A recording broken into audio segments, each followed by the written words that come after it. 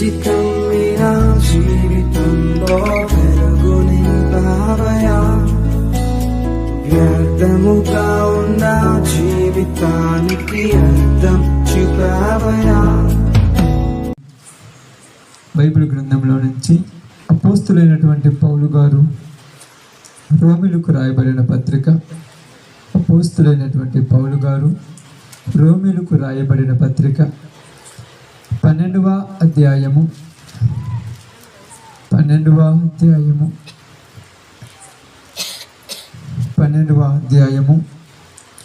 వచనమును జాగ్రత్తగా చదువుకుందాం. చాలా జాగ్రత్తగా చదువుదాం, జాగ్రత్తగా విందాం. మీరు ఈ లోక మర్యాదను అనుసరింపక ఉత్తమమును అనుకూలమును సంపూర్ణమునై ఉన్న దేవుని చిత్తమేదో పరీక్షించి తెలుసుకొనున్నట్లు మీ మనస్సు మారి నూతన మగుట వలన రూపాంతరము పొందుడి. దేవుడి వాక్య భాగం మన మధ్యలో ఆశీర్వదించును గాక. ఆమేన్. కుడి వచ్చిన అందరికి ప్రభునామములో శుభాలు వందనాలు తెలియజేయుచున్నాను. దేవుని యొక్క సన్నిధిలో ఉన్నటువంటి మనందరం కూడా దేవుని మాటల్లో ఉన్నటువంటి పరమార్థమును చాలా జాగ్రత్తగా గ్రహించుకుందాం. అపోస్తులైనటువంటి పౌలు గారు రోమాలో ఉన్నటువంటి సంఘముతో మాట్లాడుతున్నటువంటి ఒక మాట. ఏమని మాట్లాడుతూ ఉన్నారంటే, మనందరము చదివినటువంటి మాటను చూసినప్పుడు, మీరు ఈ లోక మర్యాదను అనుసరింపక అనుకూలమును ఉత్తమమును అనుకూలమును సంపూర్ణమునై ఉన్న దేవుని చిత్తమేదో పరీక్షించి తెలుసుకున్నట్లు. బాగా గమనించి ఆలోచిస్తాం. పౌలు గారు రోమాలో ఉన్న వారితో ఏమని మాట్లాడుతూ ఉన్నారంటే, ఇదిగో మీరు ఈ లోకములో జీవిస్తూ ఉన్నారు, మీరు ఈ లోకములో బ్రతుకుతూ ఉన్నారు. ఈ లోకములో మీరు ఉన్నప్పుడు, ఈ లోకములో మీరు జీవిస్తూ ఉన్నప్పుడు మీకు నేను తెలియచేయుచున్నటువంటి ఒక మాట ఏమిటంటే, మీరు ఈ లోక మర్యాదను అనుసరించవద్దు అన్నాడు. ఇప్పుడు రోమాలో ఉన్నటువంటి వారందరూ కూడా ఈ లోకములో ఉంటున్నప్పుడు లోకములో యొక్క మర్యాదను అనుసరించొద్దని చెప్తున్నప్పుడు కొద్దిగా ఆలోచింపదగినటువంటి మాట. ఎందుకంటే ఈ లోకములో ఉన్న దానిని మొత్తాన్ని తయారు చేసింది ఎవరు? దేవుడు. ఎందుకు తయారు చేశాడు దేవుడు? ఈ లోకములో ఉన్నటువంటి ఈ ప్రపంచమును మొత్తమును సృష్టించిన తర్వాత, భూమిని ఆకాశమును సమస్తమును నిర్మించిన తర్వాత, సమస్తము పైన మనుషులను నిర్మించి వారు ఒక పద్ధతి, ఒక ఆలోచన, ఒక రకమైనటువంటి విధముగా వాళ్ళు జీవించాలని తెలియచేశారు. అయితే ఈ లోకమును నిర్మించిన దేవుడు, ఈ లోకములో మనుషులను తయారు చేసిన దేవుడు ఈ లోకములోకి వారిని పంపించిన తర్వాత వారికి తెలియచేస్తున్న మాట ఏంటంటే, మీరు ఈ లోక మర్యాదను అనుసరించవద్దు అన్నాడు. లోకమును తయారు చేసింది ఆయనే, లోకములోనికి మనల్ని పంపించింది ఆయనే, లోకములో మనము జీవించాలని చెప్పింది ఆయనే. కానీ లోకములో ఉంటున్న మనము ఈ లోకములో ఉన్నటువంటి కొన్ని పద్ధతులను అనుసరించొద్దని చెప్తున్నప్పుడు, అలాంటప్పుడు అసలు దేవుడు లోకాన్ని ఎందుకు చేయాలి? ఇప్పుడు ఆలోచించాను ఒక్కసారైనా, బాగా గమనించాను. అసలు ఈ లోకమును ఎందుకు చేయాలి? లోకంలో ఈ పద్ధతులు ఎందుకు పెట్టాలి?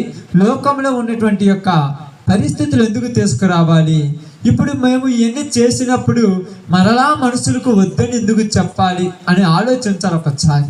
ఎందుకంటే ప్రియ సహోదరి సహోదరులారా, దేవునిని తెలుసుకోవటం అనేది లోకంలో ఉన్నటువంటి మనుషులకు సింపుల్గా ఉంది. ఇప్పుడు చాలా సాధారణంగా ఉంది దేవుడు అంటే మనుషులకి ఎంత ఈజీగా అయిపోయిందంటే, కనీసము ఒక 10 రూపాయలకు లేదా ఒక 5 రూపాయలకు లేదా ఒక రూపాయికి ఇచ్చినటువంటి విలువ కూడా దేవుడికి ఇయ్యటంలా. రూపాయి కింద పోతే జాగ్రత్త ఎత్తుక్కుంటున్నాం, అవునా కాదా? ఒకటి ఏదైనా మన కాడ ఒక వస్తువు కింద పోతే జాగ్రత్తగా వెతుకుతున్నాము. కానీ దేవుడిని వెతుకోవాలనేటువంటి ఆలోచన, దేవుని మీద అవగాహన అనేది మనుషులకు లేకుండా పోయింది. అందువల్ల ఏమన్నాడంటే, ఎందుకు ఈ పరిస్థితిలోనికి వచ్చారు?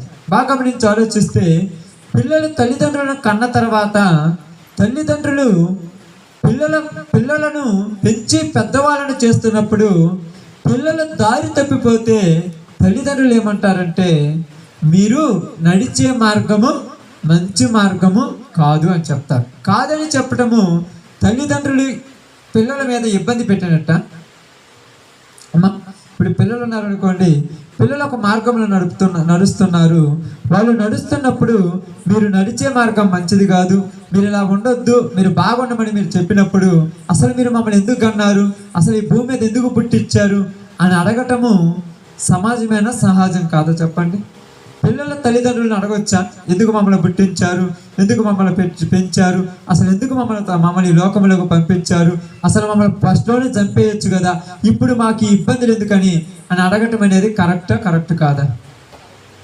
కరెక్ట్ కాదు. ఎందుకు కరెక్ట్ కాదంటే, తల్లిదండ్రులు పిల్లలకి ఏం చెప్తున్నారంటే, బాగా వినండి, మీరు ఈ లోకంలో ఉన్నప్పుడు జాగ్రత్తగా బతకమని చెప్తున్నారు. జాగ్రత్తగా బతకమంటాం తప్పు కాదా? జాగ్రత్తగా బతకమని చెప్పడం అనేది తప్పు కాదు. ఇప్పుడు జాగ్రత్తగా బతకమని చెప్పటము తల్లిదండ్రులు పిల్లలకు చెప్తుంటే పిల్లలకి ఏమైందంటే, తల్లిదండ్రులు బరువైపోయారు. మాకేంది ఎప్పుడు టార్చర్ పెడుతున్నారు, మమ్మల్ని ఎప్పుడు ఆడికి పోవద్దంటారు, ఇది వద్దంటారు, టీవీ చూడొద్దంటారు, సెల్ ఫోన్ చూడొద్దంటారు, అక్కడికి వెళ్ళొద్దంటారు, బండి మీద చిన్నగా వెళ్ళమంటారు. ఇవన్నీ ఎందుకు అసలు మాకు ఇవ్వాలి, మాకు ఇచ్చి మళ్ళీ ఎందుకు కండిషన్లు పెట్టాలి, అసలు ఇవ్వకుండా ఉంటేనే బాగుండు కదా అని అంటారుగా. ఇప్పుడు కొనిచ్చింది నువ్వే, సెల్ ఫోన్ కొనిచ్చింది నువ్వే, కొనిచ్చిన తర్వాత పొద్దుగూకులు సెల్ చూడొద్దని చెప్పేది నువ్వే. అసలు ఎందుకు కొనిచ్చావు, ఎందుకు చూడొద్దని చెప్తున్నావు? ఇప్పుడు నేను ఆలోచించినవా? కొనిచ్చేటప్పుడు వీడు దీన్ని తీసుకున్న తర్వాత వీడు పాడైపోతాడని ఆలోచనతో ఎవరైనా కొనిస్తారా? అందరూ కొన్నది మా పిల్లోడు కొనాలన్నట్టుగా కొనిస్తారు, వాడికి అవసరమని కొనిస్తారు. కొనిచ్చిన తర్వాత వాడి దాన్ని ధ్యాసలో పడి మనం మర్చిపోయినప్పుడు మనకేమనిపిస్తుంది అంటే, అసలు ఎందుకు కొనిచ్చామన్నప్పుడు వాడు కొన్ని కండిషన్లు పెడతారు. పిల్లలకి ఏం చేస్తారంటే తల్లిదండ్రులు కొన్ని కండిషన్లు పెడతారు. అక్కడికి వెళ్ళొద్దురా, అవి పనులు చేయొద్దురా, ఇది చూడొద్దురా, ఇది మాట్లాడొద్దురా, ఇక్కడ ఇలా ఉండొద్దురా అని కండిషన్లు పెడతారు. కండిషన్లు పెట్టినప్పుడు తల్లిదండ్రులు పిల్లలకి ఏమైపోతారంటే భారం అయిపోతారు. ఎవరెవరికి భారం అయిపోతారు? తల్లిదండ్రులే పిల్లలకు బరువు అయిపోతారు. అందుకని పిల్లలు ఉదయం నుంచి సాయంకాలం దాకా బాగా ఆలోచించండి. పిల్లలు పెరిగి పెద్దవారు అయ్యే కొద్దీ ఎవరి నీడలో పెరిగితే ఎవరే బాగుంటుందమ్మా? ఎవరి నీడలో పెరగాలి? తల్లిదండ్రుల దగ్గర పెరగాలా, లేకపోతే దేశ దిమ్మరుల దగ్గర పెరగాలా? ఇప్పుడు తల్లిదండ్రుల దగ్గర పిల్లలు పెరగాలని తల్లిదండ్రులు కోరికుంటుంది. ఉంటుందా ఉండదక్క? ఇప్పుడు మీకు ఉంటుందా ఉండదు, మా పిల్లలు మా దగ్గర ఉండాలి, మేము చెప్పినట్టు వినాలి, మా మార్గంలో నడవాలని. అయితే ఇప్పుడు మీకు అంటే తల్లిదండ్రుల దగ్గర పిల్లలు ఉండాలని తల్లిదండ్రులు కోరుకున్నప్పుడు పిల్లలకు తల్లిదండ్రుల దగ్గర ఉండాలని ఇష్టం ఉందా లేదా? ఎందుకు లేదు? ఇప్పుడు చెప్పండి, ఎందుకు లేదమ్మా? ఇప్పుడు మీరున్న ఇక్కడ అందరికీ పిల్లలు ఉన్నారు కాబట్టి చెప్తున్నాను. ఎందుకంటే మీకు ఈ మాట అర్థం కావాలంటే ఇది అర్థమైతే అది అర్థమైపోద్ది. మీకు అర్థం అవడానికి చెప్తున్నాను. తల్లిదండ్రుల దగ్గర పిల్లలు ఎప్పుడు ఉండాలని వాళ్ళకి ఇష్టం ఉంటుందా? ఎందుకు ఇష్టం ఉండదు? వాళ్ళు ఇష్టం వచ్చినట్టు చేస్తే మీరు ఒప్పుకోరు. అందుకని ఇప్పుడు వాళ్ళు ఏం కోరుకుంటున్నారు? స్వతంత్రంగా ఉండాలని కోరుకుంటారు. ఎక్కడైనా మా అమ్మ మా నాన్నకు దూరంగా, మాకు ఎవరు అడ్డు చెప్పని చోట, మేము ఏ పనులు చేసినా మమ్మల్ని ఎవరు ఏమనకూడదు, మా ఇష్టం వచ్చినట్టు తిరిగినా మేము ఏమనకూడదు అనే చోట ఉండాలనుకుంటారా? అనుకోరా? ఇప్పుడు ఇలాంటప్పుడు వాడు చెడిపోయినప్పుడు తల్లిదండ్రుల దగ్గరికి వచ్చి ఏందిరా చెడిపోయావంటే, అసలు నన్ను ఎందుకు కన్నావనా అని అడగటము కరెక్ట్ కాదా? అడగొచ్చా, అడగకూడదా? అలాగని ఇప్పుడు దేవుడు ఏమంటున్నాడంటే, మీరు ఈ లోక మర్యాదను అనుసరించొద్దు అంటున్నాడు. ఇప్పుడు మనం ఏమంటామంటే, లోకాన్ని తయారు చేసింది నువ్వే, లోకంలోకి పంపించింది నువ్వే, లోకంలో అన్ని ఇచ్చింది నువ్వే, అన్ని ఇచ్చిన తర్వాత ఇప్పుడు మమ్మల్ని ఇలా చెయ్యొద్దంటాం కరెక్ట్ కాదా అని అడుగుతున్నాం. మనమే అడుగుతున్నాం దేవుడిని. దేవుడు ఏం చెప్తున్నాడంటే, మంచి పనులు చెయ్యండి, చెడు పనులు చేయొద్దు, చెడ్డ మార్గంలో తిరగొద్దు, వ్యర్థమైన మార్గాల వైపు వెళ్ళొద్దు, వ్యర్థమైన వాటి వైపు తిరగొద్దు, నీ జీవితాన్ని పాడు చేసుకోవద్దంటే ఇప్పుడు మనమేం చెప్తున్నామంటే, అయ్యా నువ్వే అన్నిటినీ తయారు చేసి నువ్వే చూడొద్దని చెబితే బాగుంటుందా అని మనం అడుగుతున్నాం. దేవుని క్వశ్చన్ వేస్తున్నాం. అన్ని తయారు చేశాడు కదా, ఎదురుగా అన్ని పెట్టాడు. ఒక పక్క ఉండటానికి ఇల్లు ఇచ్చాడు, ఒక పక్క కట్టుకోవడానికి బట్టలు ఇచ్చాడు, ఒక పక్క తినటానికి ఆహారం ఇచ్చాడు. తినటానికి ఆహారం ఇచ్చిన దేవుడే, తాగటానికి నీళ్ళు ఇచ్చిన దేవుడే, ఆ వాటితోటి మరలా వేరే పనికి మాలిని తయారు చేసుకొని అవి కూడా తినమని మనకి ఇచ్చినట్టుగా మనం చూస్తుంటాం. అంతే కదా. ఇప్పుడు ఏమిచ్చాడు? ఆకలి తీరటానికి అన్నం ఇచ్చాడు, దేవుడే ఇచ్చాడు కదా. దేవుడు తయారు చేసే అన్నమేమి, ఆ యొక్క వరి పంట పండించుకున్న తర్వాత ఒడ్లలో నుంచి బియ్యం వచ్చిన తర్వాత మనం వండుకొని అన్నం తయారు చేసుకుంటున్నాం. ఇప్పుడు మనం అన్నం తయారు చేసుకోవడం తప్పు కాదమ్మా? తప్పు కాదు. ఇదే విధముగా అలాగనే భూమిలో నుంచి వచ్చేటువంటి కొన్ని వాటిని తీసుకొని కొన్ని చెట్ల నుంచి కొన్ని పదార్థాల నుంచి మత్తు పదార్థాలు చేసుకొని కూడా తింటున్నాం. ఇప్పుడు ఇది తింటాం తప్పు కానప్పుడు ఇది తింటాం ఎట్ట తప్పు అవుద్ది?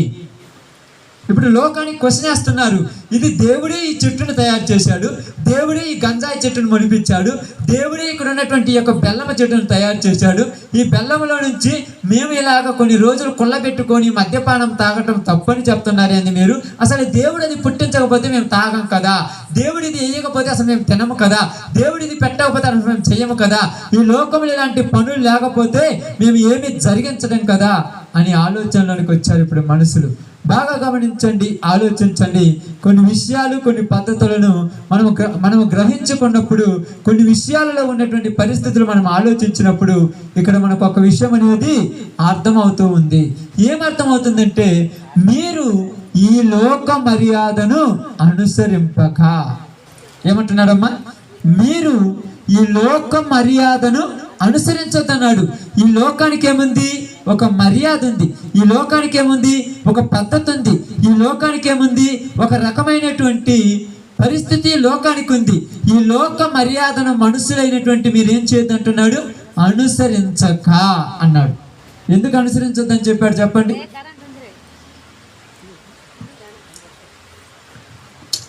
దాన్ని పట్టద్దు. ఎందుకు చెప్పాడు ఈ లోక మర్యాదను అనుసరించొద్దని?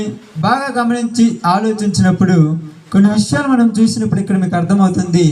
బైబిల్ గ్రంథంలో దేవుడు మనకు తెలియజేసినట్టు ఒక సందర్భం ఏంటంటే, మీరు ఈ లోక మర్యాదను అనుసరింపక ఉత్తమమును అనుకూలమును సంపూర్ణమై ఉన్న దేవుని చిత్తమేమిటో అన్నాడు.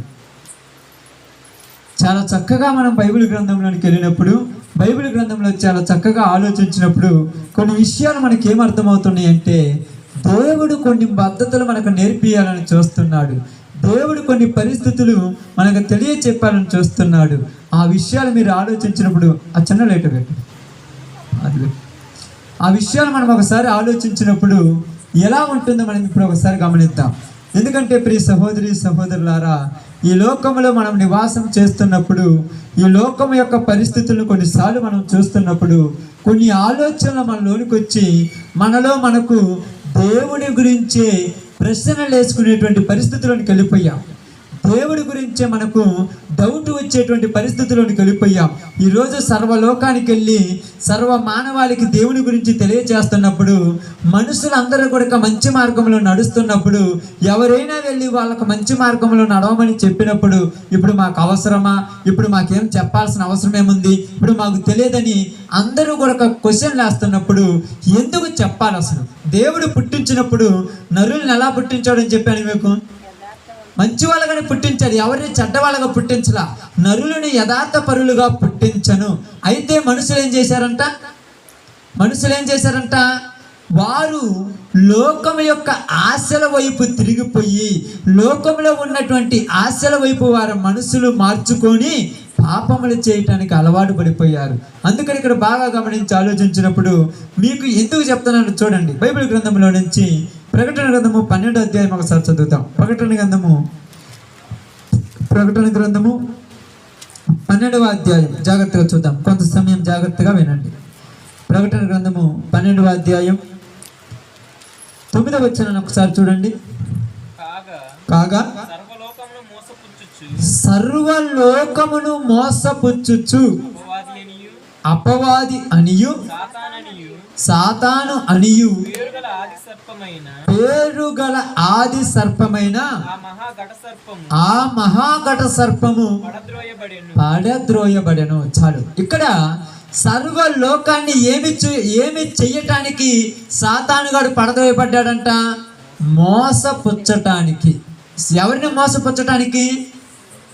సర్వలోకాన్ని మోసపుచ్చటానికి. అపవాది సర్పము. ఆ కొరింథీయులకు రాసిన పత్రికలు ఏమి రాయబడింది చూడండి. 2వ పత్రికలో ఎక్కడ చూడండి, 11వ అధ్యాయంలో సర్పము తన కుయుక్తి చేత అనే మాట రాయబడి ఉన్నది.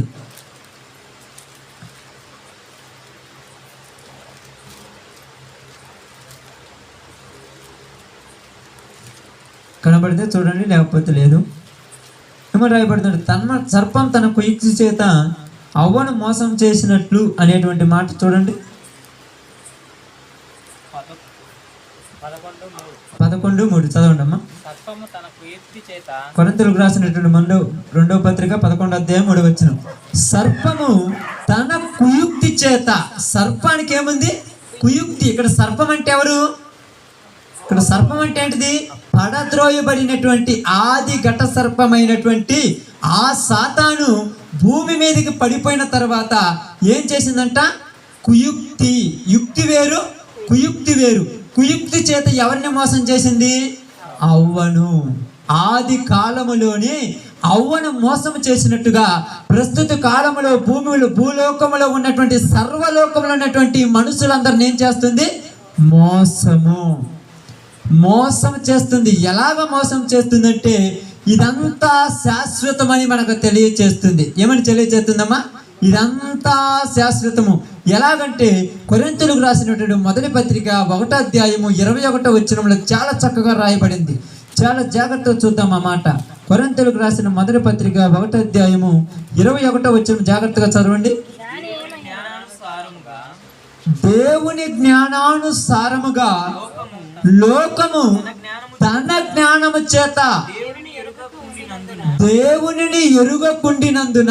లోకానికి ఏముందంట? లోకమునికి ఏముంది? జ్ఞానం ఉంది. ఏ జ్ఞానం ఉంది లోకానికి? లోక జ్ఞానము. ఈ లోకానికి ఏ జ్ఞానం ఉందమ్మా? లోక జ్ఞానం ఉంది. ఈ లోక జ్ఞానము చేత మనుషులు ఏం చేయబడ్డారంట? దేవునిని ఎరుగటం లేదు. ఆమేన్. ఎంత చక్కగా రాయబడిందంటే లోకము తన జ్ఞానము చేత. ఈరోజు ప్రపంచంలో ఉన్నటువంటి మనుషులలో అందరూ కూడా ఏ జ్ఞానాన్ని నేర్చుకుంటున్నారు? లోక జ్ఞానము నేర్చుకుంటున్నారు. ఎవరిలోనైతే ఈ లోక జ్ఞానం ఉన్నదో వాళ్ళు దేవుణ్ణి ఎరుగటం లేదు, దేవుణ్ణి ఎరగటం లేదు. లోకము తన జ్ఞానము చేత దేవునిని ఎరగకుండినందున సువార్త ప్రకటనను వెర్రితనము. ఈరోజు ఈ యొక్క మాటలు చెబుతుంటే ఇప్పుడు మేము ప్రకటిస్తున్నటువంటి ఈ వాక్యం చెప్తుంటే లోకానికి ఇది ఎలాగుందంట? వెర్రితనముగా ఉంది. లోకంలో మనుషులకు ఎలాగుందంట?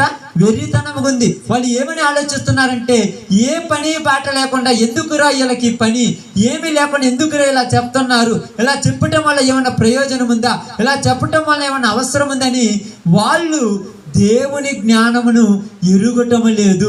ఎందుకు ఎరగటం లేదంటే లోక జ్ఞానం మనసుల్లోనికి వచ్చేసింది. అందుకనే బైబిల్ గ్రంథంలో పౌలు గారు రోమాలో ఉన్న వారికి రాస్తూ ఏమని మాట్లాడాడంటే, మీరు లోక మర్యాదను అనుసరించొద్దు. ఈ లోకానికి ఏముందంట? మర్యాద ఉంది. ఈ లోక మర్యాద ఏంటిది? ఈ లోకంలో మనుషులకు ఎలాంటి మర్యాద ఉంటుంది? బాగా గమనించి ఆలోచించే ఈ ప్రపంచ ధర్మము చొప్పున అని రాయబడి ఉంది. ఎఫెసీయులకు రాసిన పత్రిక 2వ అధ్యాయము 2వ వచనంలో చాలా చక్కగా రాయబడి ఉంది. చూడండి, చాలా జాగ్రత్తగా గమనించాలి. కొద్ది మాటలు జాగ్రత్తగా వినాలి. ఎందుకంటే ఈ రోజులలో మనందరిలో చాలా మంది మీరు దేవుని దగ్గరికి వస్తున్నారు కానీ దేవుని గురించి పూర్తి అవగాహన మనకు రాలేదు. ఎందుకు పూర్తి అవగాహన రావటం లేదంటే దేవునిలో ఉన్నటువంటి మాధుర్యము మనుషులకు అర్థము కాలేదు. దేవునిలో ఉన్నటువంటి గొప్పతనము మనుషులకి ఇంకా తెలియదు. దేవుని గొప్పతనము తెలియక లోకమే గొప్పదని నమ్మేస్తున్నారు. ఈ లోకమే శాశ్వతమని నమ్ముకుంటున్నారు. ఈ లోకము శాశ్వతమని ఎవరు తెలియజేశారు? వీళ్ళకు ఎవరు తెలియజేశారమ్మా? అపవాది, ఆ సాతాను కూడా అన్నాడు, ఇదిగో ఈ పండు తింటే మీరు ఏమని చెప్పింది?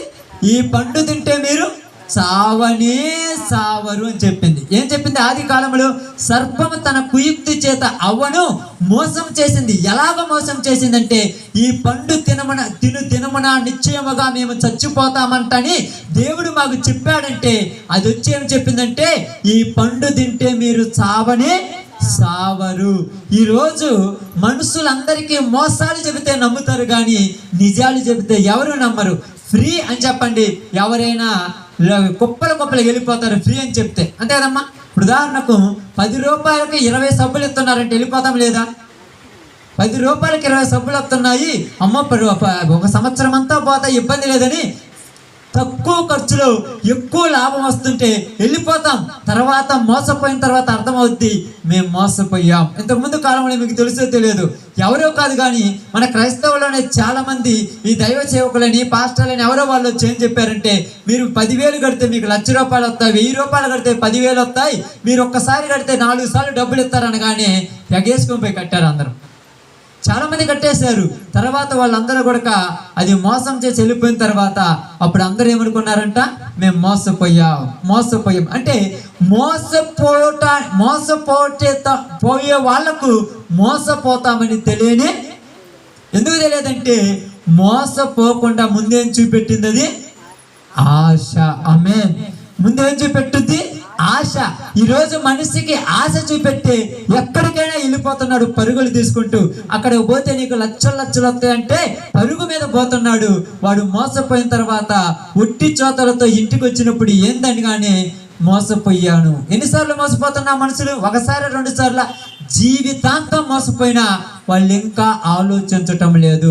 అందుకని ఇక్కడ చాలా జాగ్రత్తగా గమనించి ఆలోచించండి. సర్పం తన కుయుక్తి చేత ఎవరిని మోసం చేసిందంట? అవ్వను మోసం చేసింది. ఇప్పుడు ఈ లోకంలో ఉన్నటువంటి యుగ సంబంధమైన దేవత ఇప్పుడు మనుషులను అందరినీ మోసం చేస్తూనే ఉంది. ఇది నిజము అని చెప్తుంది. ఏది నిజము? ఈ డబ్బు నిజము, ఈ బంగారము నిజము, ఈ ఆస్తి నిజము, ఈ ఐశ్వర్యము నిజము, ఈ సంపద నిజము, ఇదంతా శాశ్వతం అని చెప్తుంది. కానీ ఇది శాశ్వతం కాదని మనకు తెలుసా తెలియదా?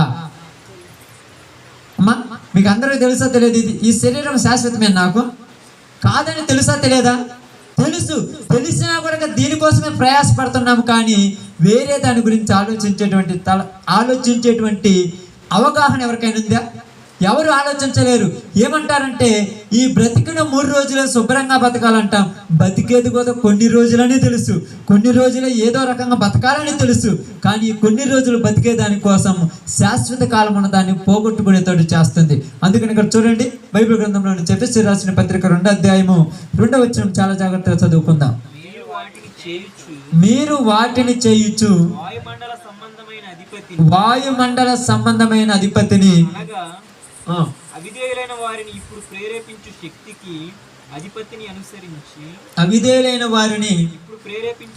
ఇప్పుడు ప్రేరేపించు శక్తికి అధిపతిని అనుసరించి ఈ ప్రపంచ ధర్మము. ఈ ప్రపంచానికి ఏముంది?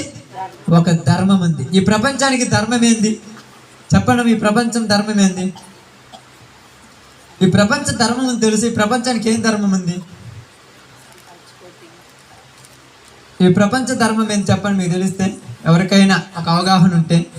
ఏందమ్మా ఈ ప్రపంచ ధర్మం ఏందక్క? మీకు ఎవరికైనా తెలుసా? మరి తెలియకపోతే ఎలా ఉంటున్నారు? మనం ఏదో మనుషుల్లో బతుకుతున్నామంటే ఏదో ఒక బతకడం కాదుగా, దానికి ఒక క్లారిటీ ఉండాలి. ఈ రోజులలో చాలా మంది ఏదో ఒక ఊహల్లో బతికేస్తున్నారు. అది నిజం కాదు. నిజంగా బతికేవాడు ఒక అవగాహన ఉండాలి. ఈ ప్రపంచ ధర్మం అంటే ఈ ప్రపంచంలో ఉన్నదేంటిది? ఏముందంటాం ఈ ప్రపంచంలో?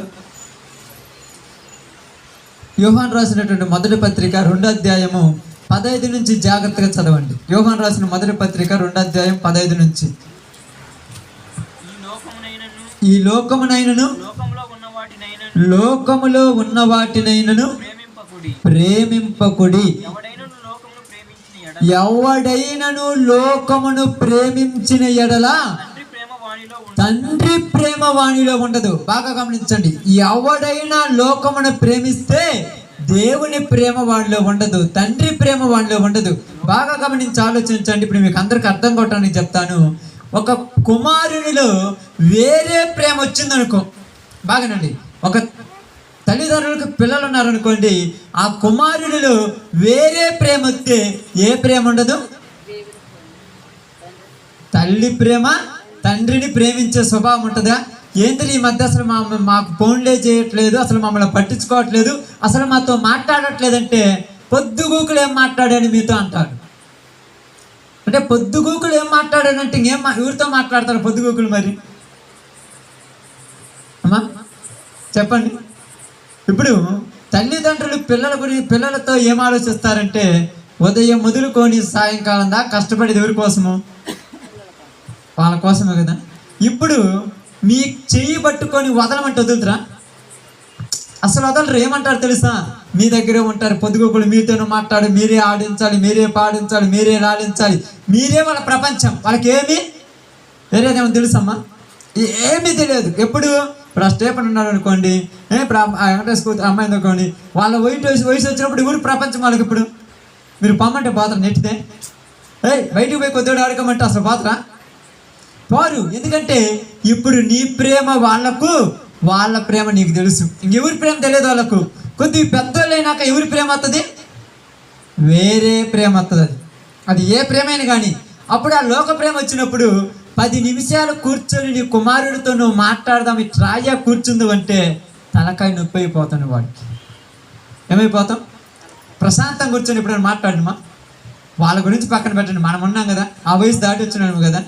ఏ రోజైనా ప్రశాంతంగా కూర్చొని 10 నిమిషాలు మాట్లాడినమా? నీతో మాట్లాడాలి. ఎప్పుడైనా ఫోన్ చేసి అన్నం తిన్నావా, బాగున్నావా, ఒక 20 నిమిషాలు లేదా ఒక 10 నిమిషాలు ఏమన్నా తల్లిదండ్రులతో యవ్వన కాలం పిల్లలు మాట్లాడుతున్నారు ఈరోజు? ఎందుకు మాట్లాడట్లేదంటే వీళ్ళ మనసులకు వేరే ప్రేమ వచ్చింది. అది ఏ ప్రేమ?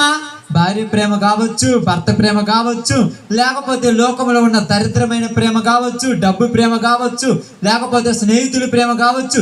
ఏదో ఒక ప్రేమ వచ్చి మనిషి మీద ఉన్న ప్రేమను ఏం చేసింది? తల్లిదండ్రుల మీద ఉన్న ప్రేమను చంపేసింది. అలాగే ఇప్పుడు మనుషుల్లోనికి దేవుని ప్రేమను మనలో లేకుండా చేయటానికి ఏ ప్రేమ వచ్చింది? దెయ్యం ప్రేమ వచ్చింది. అదే అంటున్నాడు, లోక ప్రేమ వచ్చింది. ఈ లోకాశలు, లోక సంపద, లోక గురించి, లోక పద్ధతుల గురించి, లోకంలో ఉన్నటువంటి వాటి గురించి ఆలోచించి దేవుడి గురించి ఆలోచించే తీరికొరికైనా ఉందా? ఇప్పుడు ఎవరి గురించో పక్కన పెట్టండి. ఇక్కడ మనం కూర్చున్నాం కదా కొంతమంది, మీరు ఉదయం మొదలుకొని సాయంకాలం దాకా ఈ మంగళవారం దినం మంది మేము వస్తుంటాము, ఆదివారం కుదిరితే కొంతమంది ప్రార్థన పోతారు, కొంతమంది పోలేరు మీ పరిస్థితులను బట్టి. మీకు ఎప్పుడైనా రోజుకొక అరగంట అయినా గంట అయినా బైబిల్ తీసుకొని దేవుడి గురించి చదువుకొని ఎప్పుడైనా ప్రార్థన చేసుకునే స్తోమత ఉంటుందా మనకు? అసలు ఆలోచించం. ఎందుకు ఆలోచించమంటే పొద్దుగూకులు మనం ఏటి గురించి ఆలోచిస్తాం? పని పోయామా, ఈరోజు ఎంత ఖర్చు అయిందా, ఎంత కూడబెట్టామా, ఎంత సంపాదిస్తున్నామా, రేపేం పని ఉందా, ఏమి సంపాదించుకుందామా, ఏమి తిందామా, ఏమి వండుకుందామా, ఏమి ధరించుకుందామా, ఏమి సంపాదించుకుందామా. ఇంతకంటే ఇంకేమైనా ఆలోచన ఉందా? ఎవరికైనా ఉంది ఇంతకంటే ఆలోచన? ఇదే ఆలోచన. ఇప్పుడు ఈ ఆలోచన నీకు వచ్చినప్పుడు నీకేమనిపించింది? నువ్వు చేసేది కరెక్ట్ అంటే నేనేం తప్పు చేస్తున్నాను అంట. నువ్వేం తప్పు చేయట్లేదుగా, నువ్వేం తప్పు చేయక కరెక్టే. ఇప్పుడు నీ కుమారుడు ఉన్నాడు కదా, నీ కుమారుడు కూడా నిన్ను ప్రేమించకుండా వేరే విధంగా తిరుగుతుంటే నువ్వు అడిగినావు అనుకోండి, నేనేం తప్పు చేస్తున్నామంటే నువ్వు ఒప్పుకుంటావా? ఎందుకు ఒప్పుకోరమ్మా? ఇప్పుడు అక్కుంది ఒకటి అనుకోండి, నిన్ను అసలు పడుచుకోకుండా వెంకటేసి ఇష్టం వచ్చినట్టు తిరిగి ఇష్టం వచ్చినట్టు ఉండి, ఇప్పుడు నువ్వేంద్ర అసలు ఈ మధ్య ఇంటికి కూడా రావట్లేదంటే నేనేం తప్పు చేస్తున్నామా అన్నా అనుకో, నువ్వేమనుకుంటావు? నేను ఎంత కష్టపడ్డాను రా, ఎంత శ్రమ పడ్డాను, నా జీవితంలో నేను అన్ని త్యాగం చేసి నువ్వే నా సర్వమని, నీ కోసమే నేను జీవించాలని నాకున్నదంతా వదులుకొని, నా సుఖాలు కష్టాలు మొత్తం వదిలిపెట్టుకొని నీ మీదే ఆశలు పెట్టుకొని పెంచుతుంటే చివరికి వచ్చాక నన్ను వదిలేసిపోతావని ఎంత బాధపడతారమ్మా? పడతారా? పడరా? ఎందుకంటే ఆ మనిషి తల్లిదండ్రుల మీద పిల్లలకు ప్రేమ లేకుండా పోవటానికి తల్లిదండ్రుల కంటే ఎక్కువైంది ఏదో పిల్లల మనసులోనికి వచ్చి ఉంటుంది. అది ఏదో కానీ దరిద్రమే, మంచి అయినా కానీ చెడు అయినా కానీ ఏదో ఒకటి పిల్లల్లోనికి రావటం వల్ల అప్పుడు మనతో మాట్లాడటం వాళ్ళకి ఏమవుద్ది? ఇబ్బందికరంగా అయిపోద్ది. అదేవిధంగా ఇక్కడ ఏమంటున్నాడంటే, ఇదిగో మనిషి హృదయంలోనికి ఏమొచ్చిందంట? లోకం. అదే చదవండి, ఇప్పుడు చదువు అన్నమాట. ఈ లోక ప్రేమ లోకమునైనను లోకంలో ఉన్న వాటినైనను ప్రేమింపకుడి. ఎవడైనను లోకమును ప్రేమించిన ఎడల ఎవడైనను లోకమును ప్రేమించిన ఎడల తండ్రి ప్రేమ వానిలో ఉండదు. లోకములో ఉన్నదంతయు అనగా శరీరాశయు, నేత్రాశయు, జీవపడంబమును దేవుని వలన పుట్టినవి కావు. మనకు దేవుని కోరికలు వేరు, దేవుని ఆలోచనలు వేరు, మనుషులు బతుకుతున్న పద్ధతులు వేరు. ఇప్పుడు తల్లిదండ్రులు ఒక ఆలోచన ఆలోచిస్తారు పిల్లల మీద. ఒక ఆలోచన ఇప్పుడు ఏమంటుందంటే మన భారతదేశంలో చాలా మంది మీ మైండ్ సెట్ వాళ్ళ మీద రుద్దొద్దు అంటారు. పిల్లలు ఉన్నారనుకోండి, ఒక పిల్లలను పెంచుకుంటున్నాం, ఒక పిల్లల కన్న తర్వాత వాళ్ళను ఒక ప్రయోజకులను చేయాలని ఆలోచిస్తా. నువ్వేమనుకుంటావంటే మా పిల్లలు ఇంజనీర్లు కానీ, డాక్టర్లు కానీ, లేకపోతే సాఫ్ట్వేర్లు కానీ, లేకపోతే మంచి గవర్నమెంట్ ఎంప్లాయీ ఏదో జాబ్ చేయాలనే ఆలోచనతో పిల్లలను చదివించుకుంటున్నప్పుడు పిల్లలు ఏమంటారంటే నాకు చదువు ఇష్టం లేదు, నేను బేల్దారి పనికి పోతాను, నేను లేకపోతే తిరగటానికి పోతానంటే ఇప్పుడు తల్లిదండ్రులు రే నువ్వు తిరగటానికి పోవద్దు చదువుకోమని చెప్పడం తప్పు కాదా? ఇప్పుడు చెప్పమ్మా, తప్పు కాదు కదా? ఇప్పుడు నీకు తప్పు కాదు, మరి పిల్లలకి ఏమనిపిస్తుంది? ఇది వాళ్ళకి ఏమనిపిస్తుంది? మా అమ్మ వాళ్ళు నాకు టార్చర్ పెడుతున్నారు, నాకు అసలు ఈ చదివే ఇష్టం లేదు. ఏమంటారు? నాకు చదివే ఇష్టం లేదు, వద్దంటే నా చేత చదివేస్తున్నారంట. అంటే చదువు ఇష్టం లేకపోతే ఏం చేయాలని అమ్మా? పని చేయాలని. పని చేస్తే నీకు సంతోషమా? పనికి పోతాడు, పని చేస్తూ ఉంటాడు. పని చేస్తుంటే వాడికి ఇల్లు ఉంటుందా? ఇల్లు ఉండదా? 10 మంది చెప్పండి. వాడి నెలకు ₹1,00,000 సంపాదించిన వాడి మెకానిక్ పని కానీ, బేల్దారి పని కానీ, లేకపోతే ఇప్పుడు ఒక పొలంలో ఏదో ఒక పని చేస్తుంది అనుకోండి, వాడికి ఏముండదంటే వాల్యూ ఉండదు. ఎంత నీకు 1,00,000 అధికారి అయినా కూడా, నీకాడ 50 కోట్లు ఉన్నా కూడా బ్యాంకులో మేనేజర్ దగ్గర పోయి చేతులు కట్టుకొని నిలబడాల్సిందే. వాడు తక్కువ వాడే, కానీ వాడు మేనేజర్ అవ్వటం వలన వాడికి ఉన్న అర్హతను బట్టి నువ్వు వాడి దగ్గర ఏమైనావు? తక్కువ వాడివి కాబట్టి చేతులు కట్టుకొని ఉన్నావు. ఎందువల్లంటే నీవు మంచి మార్గంలో నడవాలని నీ తల్లిదండ్రుల కోరిక, అంతేనా కాదా? వీడికి ఇష్టం ఉండదు అది. ఇప్పుడు ఉదాహరణకు మీరు చెప్పారు అనుకో, నీ కొడుకు ఇష్టం ఉండదు, నాకు అసలు చదువు అంటే ఇష్టం ఉండదు, మా అమ్మ వాళ్ళు నా మీద టార్చర్ పెడుతున్నారు, నాకు బైకులు నడపటము ట్రాక్టర్లు తోలటం ఇష్టమని నీ కొడుకు అన్నాడు అనుకమ్మా. నువ్వు ట్రాక్టర్లు నడిపితే రేపు మాలాగా నువ్వు కూడా ఎల్లకాలం ఇలాగనే తిరిగితే ఉపయోగం ఏందిరా? నువ్వు మంచి ప్రయోజకుడు వైపు ఒక ఉన్నత స్థానంలో ఉంటే నాకు మంచి పేరు వస్తుందని నువ్వు ఆశపడటం తప్ప, నీ కొడుకులు నీకు మంచి పేరు తెచ్చియాలనటం అనేది తప్పు కాదా?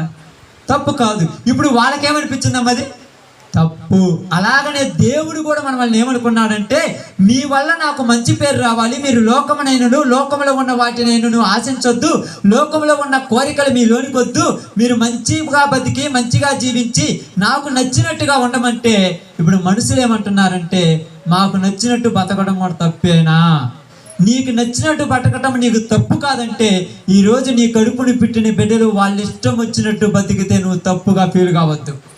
వాడు ఇష్టం వచ్చినట్టు చేస్తున్నాడు. ఈరోజు ఎలా అయిపోయిందంటే సమాజము, ఎవడు ఇష్టం వచ్చినట్టు వాడు తిరుగుతుంటే తల్లిదండ్రులు బయటికి చెప్పుకోలేక, లోపల దాచిపెట్టుకోలేక, కళ్ళల్లో నుంచి కన్నీళ్లు బయటికి వస్తే ఎక్కడ ఆ కన్నీళ్లను చూసి ఏరే వాళ్ళు ఏమన్నా అనుకుంటారేమని లోపల సచ్చి బతుకుతున్న జీవితాలు చాలామంది ఉన్నాయి. ఈరోజు లోపల కుమిలిపోతున్న జీవితాలు ఉన్నాయి. ఎందుకమ్మా ఎప్పుడు కూడా ఎంత తింటున్నావు, ఎంత సంతోషంగా ఉన్నావు, ఏంది ముఖంలో కలర్ రాలేదంటే నాకేం బాగానే ఉన్నావు, కానీ నీ బాధ తీర్చే వాళ్ళు ఎవరూ లేరు. ఎందుకు తీర్చలేరని చెప్తున్నానంటే నీవు ఏదో ఒక కోరిక కోరుకున్నావు నీ బిడ్డల మీద, నీ బిడ్డల ఒక్కల వల్ల ఆ కోరిక తీరలేదనుకోండి, నీకు ఎంత బాధ అవుతుంది కదా? చాలా బాధ అవుతుంది. ఇప్పుడు అదే విధముగా దేవుడు మన గురించి ఒక ఆలోచించుకున్నాడు. నా పిల్లల భూమి మీద ఇలాగనే ఉండాలి, నా పిల్లల భూమి మీద ఇలానే జీవించాలి, నా పిల్లలు అలాగే మంచి మార్గంలో నడవాలని చెబితే అపవాదైనటువంటి సాతాను భూమి మీదకి వచ్చిన తర్వాత ఏం చేసిందంట? మనుషులని మోసం చేసింది. ఎందుకు మోసం చేసింది అది అమ్మా? ఎందుకు మోసం చేసింది?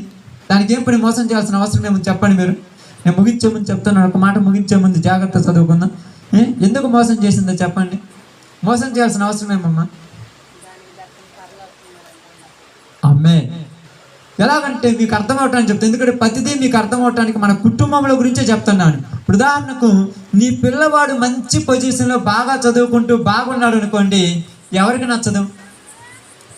ఎవరికి నచ్చదమ్మా? ఇప్పుడు మా అమ్మాయి ఉందనుకో, ఉదాహరణకు మా అక్కాయి కూతురుంది కదా, మంచిగా నవోదయాలు చదువుకుంటూ బాగా చదువుకుంటూ మంచిగా ఉంటూ ఎవరితో మాట్లాడకుండా ఏం చేయకుండా ఇంటికి వచ్చి పద్ధతిగా బాగుంది అనుకోండి, ఎవరికి నచ్చదు? మా అక్కాయి వాళ్ళ శత్రువులకు నచ్చదు. మా అక్కాయికి శత్రువులు ఉంటారు కొంతమంది.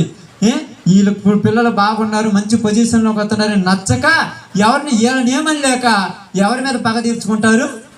ఆ అమ్మాయితో సావాసం చేసి, ఆ అమ్మాయికి లేనిపోయిన అలవాట్లు తెప్పించి, ఆ అమ్మాయికి లేనిపోయిన పద్ధతులు నేర్పించి ఆ అమ్మాయిని పాడు చేస్తే చాలు, వీళ్ళని ఏమనకపోయినా వాళ్ళ జీవితంలో ఏడుతూనే ఉంటారు. అర్థమైందా? మనల్ని కొట్టాల్సిన పనిలా, తల్లిదండ్రులను ఏమనాల్సిన పనిలా. మన కడుపును పుట్టిన బిడ్డలను చెడ్డ మార్గంలో తిరగకపోతే వీళ్ళు రోజు ఏడుతుంటారు. ఇప్పుడు వచ్చి వాళ్ళు ఏమంటారు మన ముందు? అమ్మ, నా పిల్లలు మంచోడు, నా కుమారుడు మంచిది, నా కుమార్తె మంచోడు, మేము చెప్పిన మాట అన్నావు, ఈరోజు నీ బిడ్డ నీ ఇంటికాడ ఉంటుందని అడిగినప్పుడల్లా బతికి సచ్చి ఏడవలేక ఏడుతున్నప్పుడు మనల్ని చూసి వాడు ఏం చేస్తుంటాడు? మన శత్రువు లోపల నవ్వుకుంటూ ఉంటాడు. అలాగని ఆ సాతాను కూడా దేవుని దగ్గరికి వచ్చిన తర్వాత దేవుని బిడ్డలమైన మనమల పాడు దేవుణ్ణి ఏమంటాం చేతగాక దేవుని బిడ్డలైన మన దగ్గరికి వచ్చి మనకు త్రాగుడు, వ్యభిచారము, మద్యపానము, దొంగతనము, నరహత్యలు, మోసాలు ఇవన్నీ నేర్పించి మనం చెడిపోయామని దేవుణ్ణి బాధ పెట్టే విధంగా మారిపోయింది. మీరు అందరూ అనుకోవచ్చు, మనం చెడిపోతే దానికేమో నష్టం, ఊరికేమవుతుందంటే నీ పిల్లలు చెడిపోతే బాధపడేది ఊరు నువ్వే, ఇంకెవరు బాధపడరు భూమి మీద. నీ పిల్లలతో ఇప్పుడు ఉదాహరణకు మా యొక్క అక్క కొడుకులు ఉన్నారు, అక్క కూతుర్లు ఉన్నారు, వాళ్ళకి చెప్పుడు మార్గంలో పోయారు అనుకో, బాధపడేది నేను ఎంతో చిన్నప్పటి నుంచి మంచిగా పెంచుకున్నాను, వాళ్ళకి చిన్న అవసరాలు తీర్చుకున్నాను, ఈ వయసులోనికి వచ్చాక నా మాట వినకుండా పోయారని నాకెంతో బాధ ఉంటుంది. ఇప్పుడు వాళ్ళని చెడగొట్టినోడికి వాడికి బాధ ఉంటుందా, సంతోషం ఉంటుందా? ఈరోజు దేవుని బిడ్డలమైన మనమలను కూడా చెడగొట్టడానికి అపవాదిగాడు ఏం చేశాడంటే లోకములో ఉన్నదంతా పిల్లల దగ్గర మన దగ్గరకు తీసుకొచ్చాడు. ఆ లోకంలో ఉన్నది ఏంటంటే మనకు నచ్చేయే మన దగ్గరకు తీసుకొస్తారు. మనకు నచ్చనే తీసుకొస్తారా? మనకు నచ్చే. ఇప్పుడు మనకు నచ్చినే తీసుకొచ్చినప్పుడు శరీరాశ, నేత్రాశ, జీవప్రమని మనకు నచ్చేది తెచ్చి మన దగ్గర పెట్టినప్పుడు ఇప్పుడు మనం ఎవరిని విడిచిపెట్టిపోతాం? దేవుణ్ణే విడిచిపెట్టిపోతాం. అది అందరికి అర్థం కాదు. చూడండి, ఇప్పుడు స్టీఫన్ ఉన్నాడు అనుకోండి, వాళ్ళ అమ్మ వాళ్ళ నాన్న దగ్గరే ఉంటాడు. ఇప్పుడు వాడికి ఏమి నచ్చుద్ది? సెల్ ఫోన్ ఉంటే నచ్చుద్ది అనుకోండి, ఉదాహరణ చెప్తున్నాను. సెల్ చూపించారు అనుకోండి, వాళ్ళ అమ్మ వాళ్ళ నాన్న దగ్గర నుంచి పక్కకు వచ్చేది. ఎక్కడికి రా పోతున్నావు అంటే ఎక్కడికి లేదని అబద్ధం అప్పుడే చెప్పేస్తాడు. నేను ఆడికి పోవట్లేదు, ఎందుకంటే నేను సెల్ ఫోన్ చూడటానికి పోతున్నానంటే పంపిత్రా? నేను ఆడికి పోవట్లేదు, ఇదిగో పక్కన బాబాయ్ దగ్గర పోతున్నాను, అన్న దగ్గర పోతున్నాను, ఇంకొకరి దగ్గర పోతున్నా అంటాడు. కానీ అక్కడ పోయింది వాడికి నచ్చింది ఉంటే నువ్వు గుర్తురానే, వాడికి నచ్చింది అవి చేతికితే గుర్తొత్తరా? అలాగనే లోకంలో ఉన్న మనుషులైన మనందరికీ నచ్చింది అపవాదిగాడిచ్చాడు. అదే ఈ లోక సంబంధమైనటువంటి తత్వాలు. అందుకేమన్నారు తెలుసా? లోకము తన జ్ఞానం చేత దేవుణ్ణి ఎరగటం లేదంట. అందరం అనుకుంటున్నాం, ఏమందిరా మనుషులు ఇలా చెడిపోతున్నారు, ఎందుకు? అప్పుడప్పుడు చాలా మంది అంటారు, చిన్న వయసులోనే త్రాగుడికి అలవాటు పడ్డారు, పాపానికి అలవాటు పడ్డారు, వ్యభిచారానికి అలవాటు పడ్డారు, దొంగతనాలకు అలవాటు పడ్డారు. ఈ వయసులోనే ఎందుకురా మీకు ఈ ఆలోచనలు అంటే మేమేం తప్పు చేసామని అంటాం. నేనేం తప్పు చేశాను అంటే తప్పు చేయలేదా? తల్లిదండ్రులు పర్మిషన్ లేకుండా నీ ఇష్టం వచ్చినట్టు చేయడం తప్పా కాదా? ఇప్పుడు ఉదాహరణకు నేనున్నాను అనుకోండి, నాకు చిన్నప్పటి నుంచి మా అక్కాయి కూతురు నాకు పెళ్లి చేయాలనుకున్నారు, నా ఇష్టం వచ్చిన అమ్మాయిని తీసుకొచ్చి మా అమ్మాయికి చూపించాను అనుకోండి, మా అమ్మాయిలు సంతోషపడతారా లేకపోతే బాధపడతారా? నా కొడుకు బంగారం నాడు పనిచేశాడు, ఖర్చు లేకుండా చేశాడు అని దండేసి అందరిలో ఊరేగెత్తరా? 10 మందిలో నా పేరు చెప్పడానికి కూడా సిగ్గుపడతారు. ఎందుకంటే తలెత్తుకొని పని చేశాడు వీడు. ఎక్కడ కూడా ఇల్లు ఉంటుందా? ఎక్కడ పోయినా మా అమ్మ మా నాకు గౌరవం ఉంటుందా? ఎక్కడ పోయినా మాట్లాడగలరు మా అమ్మ మా నాన్న వాళ్ళు? ఎందుకు మాట్లాడలేరంటే నీ కొడుకే కరెక్ట్ లేదు, నువ్వేంది మాకు చెప్పేదంట. ఇప్పుడు దేవుడు కూడా ఏమంటున్నారంటే నా బిడ్డలైన మీరే కరెక్ట్ పొజిషన్లో లేకపోతే నేను అపవాది గారి దగ్గర ఏం మాట్లాడాలి? అందుకని ఏమన్నారు తెలుసు, ఇక్కడ సర్వలోకమును మోసపుచ్చు అపవాది. ఎవరంట వాడు? సర్వలోకాన్ని మోసపుచ్చేవాడు. వాడు తప్పుటాడు కనుక మనందరినీ కూడా ఏం చేస్తున్నాడు? తప్పుటోళ్ళగా మార్చేస్తున్నాడు. అందుకని చాలాసార్లు చెప్తుంటారు, ఇప్పుడు దుష్ట సాంగత్యం మంచి నడవడికను చెరిపేస్తుంది. మన పిల్లలు ఎలాగున్నా కూడా, మన పిల్లలు ఎంత మంచోళ్ళైనా కూడా చెడ్డ పిల్లలైన వాళ్ళతో, మన బంధువులైనా, మన రక్త సంబంధులైనా, మన తోటి వాళ్ళైనా చెడ్డ వాళ్ళతో సహవాసం చేయనీయకూడదు. చేయనిచ్చామా వాళ్ళల్లో ఉన్న అలవాట్లు కొన్నైనా వీళ్ళకి వస్తాయి, ఖచ్చితంగా వస్తాయి. ఎందుకు వస్తాయంటే వాడు చెడిపోయినాడు కాబట్టి ఏమంటాను తెలుసా, రే నువ్వు బాగున్నావు, నీ తోడు తిరిగోడు చూడరా చెడిపోయాడు, నువ్వు చెడిపోయావు, వాడు బాగున్నాడంటే వీడేమనుకుంటాడంటే ఈయన్ని కూడా చెడగొడితే నన్ను ఊరేమనుగా. అప్పుడప్పుడు అనుకోండి, ఇప్పుడు మురళి ఉన్నాడు అనుకోండి, మురళి మంచిగా చదువుకుంటుండు, మురళి దగ్గరికి ఒక అబ్బాయి వస్తాడు బేల్దారి పని చేసి, వాళ్ళు ఎదురు అనుకోండి, వాళ్ళ అమ్మ నాన్న ప్రతిసారి మురళీధుడు అంత బాగా చదువుకుంటాడు, నువ్వేదిరా బేల్దారి పని చేస్తాను అంటే వాడికి కోపం వస్తుందా రాదా? ఈసారి ఏం చేస్తాడు, మురళిని కూడా బేల్దారి పని చేస్తాడు. ఇప్పుడు ఎవరు అంటారు చెప్పండి? ఇప్పుడు ఏమంటాడు, ఏందిరా ఏం చేస్తున్నారు అంటే, మురళిని కూడా చూడు నేను బేల్దారి పని చేసుకున్నానంటే, ఈసారి ఇద్దరు బేల్దారి పని చేస్తుంటే నిన్నటిదాకా ఈడన్నా చదువుకుంటాడు, ఈయన కూడా బేల్దారి పని చేసుకునివా, ఇద్దరు పాడైపోయినరా, ఊరిని ఎంత తిడతారు. అందుకని మంచి చదువుకున్న పిల్లలతో ఉండాలి. లోకం పనులు చేసుకునే వాళ్ళు పనులు చేసుకుని, ఎందుకంటే ఈయన అన్నప్పుడు వాళ్ళెంత రోసం లేకపోయినా, ఎంతోడికైనా, తాగుబోతుడికైనా తిరిగిపోతుడికైనా లోపల ఎక్కడో ఒక చోట ఏముంటుంది, రోసం ఉంటుందా? ఒకసారి నువ్వు తిట్టు, నాకు కంఠంలో పానం అంటే నీ ఇంట్లో అడుగు పెట్టనంటాడు. మరి తాగుబోతాడు, వీడికేంద్ర రోసం ఉందంటే ఎవడాడు మనిషి కాదు. ఆ రోసంతో ఏం చేస్తాడంటే తాగు బతుకుతున్న నీ కుటుంబాన్ని పాడు చేసి వాడు కేకలేసుకొని నవ్వుతూ ఉన్నాడు. నువ్వేమనుకుంటున్నావంటే వీడి బతికింతేయాలనుకున్నావు, వాడి బతుకట్టు కాదు, వాడిని పుట్టింది అందుకోసం కాదు, వాడిని పెంచింది అందుకోసం కాదు, వాడిని పెంచింది మంచి ప్రయోజకుని చేసి ఒక ఉన్నత స్థానంలో నిలబెట్టి వాడి ద్వారా నువ్వు గౌరవ మర్యాదలు పొందుకోవాలనుకుంటే నీ తోడ ఉన్న వాళ్ళే, నీ చుట్టుపక్కల ఉన్న వాళ్ళే నీ పరువును బజార్లో ఇచ్చారు ఈరోజు. ఇప్పుడు నిన్నేమనలేక నీ పిల్లల మీద పగ తెచ్చుకొని నీ పిల్లల ద్వారా నిన్ను చూసి నవ్వుతూ ఉన్నారు. అదే విధముగా దేవుణ్ణి ఏమనటం చేతగాక మనుషులైన మన దగ్గరకు వచ్చి మన అందరినీ తప్పుదారిలోకి నడిపిస్తుంది పాపవాది. మనందరికీ తప్పుడు మార్గాన్ని నేర్పించేసింది. అప్పుడప్పుడు చాలా మంది అనుకుంటాం, అసలు నాకు ఈ అలవాటే లేదు, నాకు ఎలా వచ్చిందో కూడా తెలియదు అంటాం. పుట్టినప్పుడు ఎవడు చెడిపోవాలని ఉంటారమ్మా, మంచి వాళ్ళు కావాలనుకుంటారు. కానీ ఏమైపోయిందంటే లోకము అపవాది తన కుయుక్తి చేత అవ్వను మోసం చేసినట్టు ఈరోజు మనకు తెలియకుండా కానీ మనం ఎన్నోసార్లు మోసపోతున్నాం. నేను ఎప్పుడు మోసపోయానంటే, నేను అప్పుడప్పుడు చెప్తున్నాను చూడండి, అప్పుడప్పుడు లాటరీ అంటాడు. ఏమంటాడు, రూపాయి ఇస్తే 100 రూపాయలు వస్తుంది అంటాడు లాటరీ. ఈ 100 రూపాయల కోసం వీడు ఎన్ని రూపాయలు కానుగుతాడు, 700 రూపాయలు కానుగుతాడు. 100 రూపాయలు అయిపోయిన తర్వాత అప్పుడు వస్తాయి 100. ఇప్పుడు 100 అయిపోయినాయి చెప్పడు, నాకు 100 రూపాయలు వచ్చినాయి అని చెప్పుకుంటాడు. 100 అయిపోయినాయి చెప్తాడా, రే ఎన్ని లాటరీలు బీకంటే ఎన్ని బీకుతా నాకు లాటరీ తగిలింది అంటాడు. కానీ 100 రూపాయలు అయిపోయినాయని చెప్తాడా? అదేవిధంగా మన జీవితం మొత్తం కూడా సర్వనాశనం అయిపోయి మనం దేనికి పనికిరాని స్థితిలో ఉన్నా మన మీద దెయ్యానికి జాలి దయ ఉండదు. మన శత్రువులు మనం ఏడుస్తున్నా కూడా మన దగ్గరికి వచ్చి ఓదార్చరు. మన కుటుంబంలో వాళ్ళు పాడైపోతున్నా కూడా మన దగ్గరికి వచ్చి జాలి చూపించరు. అదేవిధంగా ఇక్కడ బైబిల్ ఏం చెప్తుందంటే లోక మర్యాదను అనుసరించే పద్ధతులను కలిపోయారు మనుషులందరూ. ఈ ప్రపంచ ధర్మం చొప్పున మునుపు నడుచుకుంటేవి. ఈ ప్రపంచ ధర్మం ఏంటంటే ఏమి తిందుమా, ఏమి త్రాగుదుమా, ఏమి ధరించుకుందుమా, ఇదే ఆలోచనలో ఉన్నారు. కానీ ఈ లోకంలోకి వచ్చాను కాబట్టి, నేను మనిషిగా జీవిస్తున్నాను కాబట్టి, మనిషిగా ఉన్నటువంటి నాకు ఒక మర్యాద, ఒక పద్ధతి, ఒక ఆలోచన అనేది లేకుండా పోయింది. అందుకని ఏం చెప్తాను, చివరిగా ఒక మాట చూద్దాం. చూడండి, బైబిల్ గ్రంథంలో నుంచి తెస్సలోనికి రాసినటువంటి 2వ పత్రిక 2వ అధ్యాయము 11 వచనం ప్రార్థన చేసుకుందాం. జాగ్రత్తగా చూడండి. సత్యమును నమ్మక దుర్నీతి యందు అభిలాష గల వారందరూ శిక్షావిధి పొందుటకై అబద్ధమును నమ్మునట్లు మోసము చేయు శక్తి దేవుడే వారికి ఇచ్చిందంటే. ఎవరికి ఇచ్చిండు? అపవాదికి ఇచ్చిండు. మోసం చేసే శక్తి వాళ్ళ కాడ ఉన్నది. నువ్వు ఎన్ని గంటలతో మంచి మాటలు చెప్పు, వాడికి ఏమనిపిస్తాయి? ఏమనిపిస్తాయమ్మా?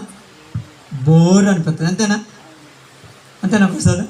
పిల్లలను గోకబెట్టి అంతే, చిన్న పిల్లలు మన పిల్లడు పాప మాట గోకబెట్టి 2 గంటలతో గోకబెట్టి చెప్పి ఇంటికి ఏమనిపించినాయి? బోరు, టార్చర్ అవుతుంది అంటాడు. అసలు మన పేరు ఎత్తితేనే మాట్లాడాడు. చదువుకొని పొమ్మన్నాము, హాస్టల్లో చేర్చాము, ఇంటికాడికి వచ్చిన గోకబెట్టి చదువుతామన్నాం. రేపు చదువుకోరా, ప్రయోజకుడు అవుతారా, బాగుపడతావు అంటే ఇంటికి ఏమనిపించినాయి? బోరు అనిపించినాయి. పక్కనోడు అక్కడ ఉండేవారు, మోసం చేసేవాడు. వాడు ఏం చెప్పాడు? అబద్ధం చెప్పాడు. నిజమది. ఏం చెప్పాడు తెలుసా? రే నాతోటి బేల్దారి పనికి వస్తే కొత్త ప్యాంట్ వేసుకోవచ్చు, కొత్త చక్కా కొట్టుకోవచ్చు, వారానికి ఒకసారి ఒక సినిమా, ఇవన్నీ చెప్పాడు. కానీ ఉదయాన్నే 6 గంటలకు లేకపోతే కాలుతో తంతారా, తిడతారా, ఇజ్జాతారు, సిమెంట్ కట్టమయ్యాలి. సాయంత్రం ఇంటికి వచ్చినాక చేతులన్నీ బొక్కలు పడతాయి, అన్నం తినడానికి కూడా చేత కాదు, నీ నెత్తురు కాడుతుంది చెప్తారు వీరన్నా. వీడికి అబద్ధాలు నమ్ముతారు కానీ నిజాలు నమ్మరు. నువ్వు మంచిగా పద్ధతిగా కూకొని బాగా బతుకమంటే వీళ్ళకేమనిపిస్తుంది? చెడుగా అనిపించింది. ఇప్పుడు ఏమి నమ్ముతుంటారు వీళ్ళు? అబద్ధాలే నమ్ముతారు. అవునా కదా వెంకటేశ్వర? అబద్ధమే కదా, బాగుంటుంది కదా. అప్పుడు బాగా శుభ్రంగా స్కూల్కి పోయి మంచిగా చదువుకొని మంచిగా ఇంటి వచ్చి మంచి మార్కులు చేసుకోమంటే ఇది మనకు టార్చర్ అనిపించింది. ఈరోజు శుభ్రంగా వాళ్ళతో తిరగమన్నప్పుడు అబద్ధమైంది. ఆడికి పోతాడు, గౌరవం ఇస్తాడా? రే లేయిరా అంటాడు, రే ఆడికి బొమ్మంటాడు, రే ఈడికి రమ్మంటాడు, అట్టు బొమ్మంటే ఇటు బొమ్మంటాడు. కనీసము వాడు బయటికి పోతుంటే డబ్బా కూడా మోయమంటాడు. ఎందుకురా నాకు ఈ బతుకు అనుకుంటాడా? వాడికి నచ్చింది ఇచ్చేస్తాడు, వాడు ఆడైనా తిరుగుతాడంటే. అందుకని ఇప్పుడు ఏం చెప్తాను చూడండి, మనము కూడా దేవుడు నిజం చెప్తే నమ్మము కానీ అబద్ధాన్నే నమ్ముతున్నాం. ఈరోజు కూడా అబద్ధమే నమ్ముతున్నాం. ఇదంతా మనతోటి రాదని తెలిసి కూడా 24 గంటల దీనికోసమే ప్రయాసపడతాం. అందరికీ తెలుసు ఇదేమన్నారు రాదని, అందరికీ తెలుసు.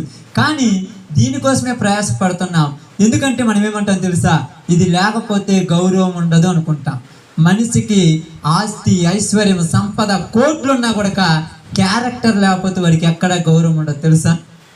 ఏమీ లేకపోయినా కూడా క్యారెక్టర్ ఉంటే వాడికి గౌరవం ఉంటుంది. క్యారెక్టర్ కావాలి ముఖ్యంగా. మనిషి యొక్క జీవితంలో వాడి జీవితంలో మంచి ప్రవర్తన కావాలి, అప్పుడు వానికి గౌరవం ఉంటుంది. క్యారెక్టర్ లేకుండా ఎన్ని కోట్లు సంపాదించినా ముందు వచ్చినాక అయ్యగారు అన్నగారు అంటారు, ఎనికిపోయి అంటాడు, ఎంతమందిని ముంచి సంపాదించండి ఇదంతా అంటాడు. కాబట్టి అందుకని మనందరికీ చెప్తున్నాం చూడండి, ఈ లోక మర్యాద ఏంటంటే మోసం చెయ్యటము, అబద్ధాలు ఆడటము, దేవుని ఏడిపించడం ఈ లోక మర్యాద. మరి దేవుని మర్యాద ఏంటంటే అందరికీ నచ్చినట్టుగా యథార్థంగా నీతి నిజాయితీగా బతకటము దేవుని మర్యాద. ఈరోజు నీ పిల్లలు నీ మాటలు వినకుండా తప్పిపోతే నీకెంత బాధో, దేవుని ఏర్పరచుకున్న బిడ్డలైన మనము దేవుని మాట వినకుండా పోతే దేవునికి కూడా అంతే బాధ. మన పిల్లలను మనం పాడు చేసుకోవాలా. ఎవరు పాడు చేశారు? మనమంటే నచ్చనోళ్ళు పాడు చేశారు. కానీ మన వాళ్ళు అనుకుంటాం, మనోళ్ళు కాదు. మన పిల్లలను పాడైపోయి చెప్పాలి మనోళ్ళు. అమ్మూరన్నా మన పిల్లలను ఇప్పుడు ఉదాహరణకు అప్పుడప్పుడు అక్కోళ్ళు అమ్మాయిని పంపిస్తారు మా కాడికి. పంపించిన తర్వాత మీ నాన్న మాట వినొద్దు, మీ అమ్మ మాట వినొద్దు, నువ్వేనేవుడు నాతో అప్పసం పొలం పనికిరా, నీకు సుఖంగా ఉంటుంది, ఆడిపోయి చదువుకోమని చెప్పేది. కానీ శాంతమ్మ రోజు అదే మాట చెప్పింది అనుకో, ఆ అమ్మాయి ఏమన్నా వాళ్ళ బంధువా? నిజంగా ఏమని చెడగొట్టిందంటే శత్రువే. అక్క కూతురైనా శత్రువే. లేకపోతే నేను ఒకవేళ సొంత మేనమామనైనా ఆ ఎమ్మిని చెడగొడితే నేను శత్రువుని. ఎందుకంటే నేను బాగుపడలేదు, వీళ్ళు ఎందుకు బాగుపడాలని ఉన్న మనస్తత్వం అదంతా. మనం ఏమనుకుంటాం? మనోళ్ళు అనుకోండి, ఊరు చెప్పారు మనోడని. మనోడు ఏం చేస్తాడు? మన మేలు కోరుకున్నాడు మనవాడు. మనల్ని పాడు చేసేవాడు వాడు ఎవడైనా మన శత్రువే. కాబట్టి ఇప్పుడు మనం బాగు చేయాలనుకుంటుంది అది పాడు చేయాలనుకుంటుందా? పాడు చేయాలనుకుంటుంది. కాబట్టి అది మనది కాదు. మనల్ని బాగు చేయాలనుకున్నవాడు దేవుడు. అందుకే చెప్తున్నాను, దేవుడు ఏమని పౌలు గారు ఏమంటున్నాడంటే రోమాల వాళ్ళకు, ఈ లోకానికి ఒక మర్యాద ఉన్నది, ఆ మర్యాదను మీరు అనుసరించొద్దు, దేవుని చిత్తాన్ని గుర్తించి నడుచుకోండి. అందుకని అప్పుడప్పుడు చాలాసార్లు నేను మాకు వచ్చినప్పుడు మా పిల్లలు చెప్తుంటాను, మురళికి కానీ నరేష్కి, ఇంతమంది నరేష్ కానీ అందరూ చెప్పండి, మీ అమ్మ మీ నాన్న ఈ కళలు కన్నారయ్యా, నీ చేతనైతే ఆ కళలు తీర్చి నీ జీవితంలో నీ ఇష్టం వచ్చింది సాధించుకోమని చెప్తాను. నా ఇష్టం అంటే ఇప్పుడు వాళ్ళ ఇష్టం, మురళి వాడిని ఇప్పుడు ఇష్టం ప్రకారం చేస్తే ఏమవుతుంది ఏమిటి నేను తెలుసా? ఇప్పుడు తిని తాగి యవ్వన కాలంలో ఇష్టం వచ్చినట్టు తిరిగిండ్రు అనుకోండి, ఏమన్నా ఉపయోగం ఉందా? ఇప్పుడు మంచిగా చదువుకున్న ఉద్యోగం తెచ్చుకున్న తర్వాత ఒక 4 రూపాయలు సంపాదించుకున్న తర్వాత ఇప్పుడు వాళ్ళ అమ్మకాడిపోయమా నాకు చాలు, నేను చేయలేను, నాకు ఈ కోరిక ఉంది చేస్తానంటారు అనుకోండి, అప్పుడు వాళ్ళు ఏమనుకుంటారు? మా కోరిక నెరవేర్చాడు, ఇక నీ ఇష్టం అంటారు. అలా కాకుండా దేనికి పనికి రాకుండా మధ్యలో వేస్ట్ అయిపోతారు. వాళ్ళ అమ్మ నాన్న బాధపడతారా లేకపోతే సంతోషపడతారు? మా వాడు మంచి ప్రయోజకుడు అంటారా? డప్పాలు కొట్టుకుంటారా? అందుకని మొట్టమొదటి చెప్తాను చూడండి, మీరు అనుకోవచ్చు ఏంది వీడు బతికింతేనని. మీరు అందరికీ చెప్తున్నాను, దేవుడు కూడా మనం వదిలేయలేదమ్మా. ఈరోజు కూడా ప్రేమిస్తున్నారు. దారి తప్పారు వదిలేశారా మీ పిల్లల్ని? మీరు ఉదయం పోయి సాయంత్రం దాకా ఎర్రని ఎండలో ఏడ్చి పని చేసి వాళ్ళకి తెచ్చి వందేస్తారు కదమ్మా. వాళ్ళకి ఆ వందేలు తెలుసా? కటక్క నూడిల్స్ కొట్టుకొని పోయి టక్కని తినేస్తాడు. ఒరే 100 ఇచ్చింటే పోయి ఇచ్చినవులే 100 అంటే 100 కూడా 100 పోయి ఇచ్చినవు అంటాడు. అంటే ఏం తెలుస్తుంది ఆ 100 విలువ? వాడిని ఒక్కరోజు పనికి తెలిసిపోతే అంటాడు, ఎండగా చేయలేను నా వల్ల కదా. ఎందుకు చెప్తున్నానంటే దేవుడు కూడా మనందరినీ మంచి మార్గంలో నడవమని ఆయుష్ ఇస్తే ఆయుష్ ఊరికన్నా తెలుసా? 2 రోజులు డెంగ్యూ జ్వరం వస్తే 40,000 50,000 అవుతాయి. అప్పుడు అర్థమవుతుంది ఆయుష్ విలువ, ఆరోగ్యం విలువ. మనకు అలాంటిది లేకుండా మంచి ఆరోగ్యం ఇచ్చి మంచి ప్రయోజనం చేసి మంచి స్థితిని కలిగించి ఏ ఇబ్బందులు లేకుండా చేస్తుంటే మనం తప్పుడు దారిలో నడవటం కరెక్ట్ కాదు. వ్యర్థమైన మార్గాల్లో తిరగటం కరెక్ట్ కాదు. మంచి మార్గంలో నడిచి దేవుడు మనకు చెప్పినట్టు మనం నడుచుకోవటము అది మనకు ఉన్నటువంటి పద్ధతి. కాబట్టి ఈరోజు మనందరం కూడా ఇప్పటి వరకు ఒకవేళ ఈ ప్రపంచ ధర్మం చొప్పున ఈ లోక సంబంధం చొప్పున ఒకవేళ నడుచుకుంటే ఈ రోజు నుంచి ఒక ఆలోచిద్దాం, ఒక తీర్మానం తీసుకుందాం. మన కడుపును పుట్టిన బిడ్డలు మన కళ్ళ ముందు చెడిపోతే మనం ఎంత బాధపడుతున్నామో, దేవుడు మనలో ఈ లోకానికి పంపించిన తర్వాత మనం చెడిపోయినా దేవుడు అంతే బాధపడుతున్నాం. కానీ కొద్ది రోజుల తర్వాత మన పిల్లలు మళ్ళా మంచోళ్ళుగా మారిపోయి మన దగ్గరికి వచ్చి మీరు ఎలా జీవితం అలా చేస్తానంటే మనకి అంత సంతోషం ఉంటుంది. నీ మాట ప్రకారమే నడుచుకుంటానంటే అంత సంతోషం ఉంటుంది కదమ్మా. కాబట్టి ఇప్పుడు మనం దేవుని దగ్గర కూడా అలా చేస్తే, ప్రభు ఇప్పటి వరకు నా ఇష్టం వచ్చినట్టు చేశాను, ఈ రోజు నుంచి నీకు నచ్చినట్టు నేను నడుచుకుంటాను, నీ చిత్తానుసారంగా నేను జీవిస్తానని దేవునికి మాటిస్తే మనల్ని బట్టి దేవుడు సంతోషిస్తాడు. మన శత్రువు మనల్ని చూసి సిగ్గుపడి ఒకసారి మన దగ్గరికి రాడు. ఎందుకంటే వీడికి ఎన్ని మాటలు చెప్పినా నా మాటలు ఇండని ఇంకొకరి దగ్గర పోతారు. మనల్ని పాడు చేయడం చేత కాబట్టి ఇంకొకరి దగ్గర పోతారు. మేము చదువుకునేటప్పుడు కూడా నా దగ్గర మా ఊర్లో ఉన్న పిల్లలందరూ చెప్పేవాళ్ళు, వీళ్ళ పనికి రారా, సారాయి దగ్గర లావు అవుతావు, బీరు దాగు లావు అవుతావు, మందు కావు ఏమవుద్ది, ఆలోచనలతో పాపం చేయి నాతో పొద్దుగూకులు చెప్పేవాళ్ళు. వాళ్ళ మాటలు విని అనుకో ఈరోజు నిలబడేవాడిని కాదు. ఈరోజు నాకు మీరు విలువ ఇచ్చేవాళ్ళు కాదు. అసలు మీ ఇళ్ళ దగ్గరకు వచ్చినా కూడా ఒకవేళ మా అక్క వాళ్ళ తమ్ముని మా బామర్దిని అన్న కూడా నన్ను పిలిచేవాళ్ళు కూడా. ఎందుకంటే పంచాన్ని కాబట్టి పిలుస్తున్నది, మంచాన్ని కాకపోతే వాడిని పిలిచేది ఎందుకు పనికి మాలినోడిని, వాడిని పిలిచిన కూడా తలక నొప్పని నన్ను చూసి ముఖం చాటేసుకొని పోతాను. కానీ ఎందుకు చెప్తున్నానంటే ఒక విలువ ఏంటంటే మనం బతుకుని బట్టే మనకి విలువ వస్తుంది. ఆ బ్రతుకు దేవునికి నచ్చింది, మనకు నచ్చింది అయి ఉండాలి. అప్పుడే మనం పుట్టినందువల్ల దేవుడికి సంతోషం అవుతుంది. అలా బతికితే దేవుని చిత్తం జరిగిస్తే నిత్య రాజ్యానికి వారసులం అవుతాం. అలాంటి కృప దేవుడు మనకు అనుగ్రహించును గాక. ఆమేన్.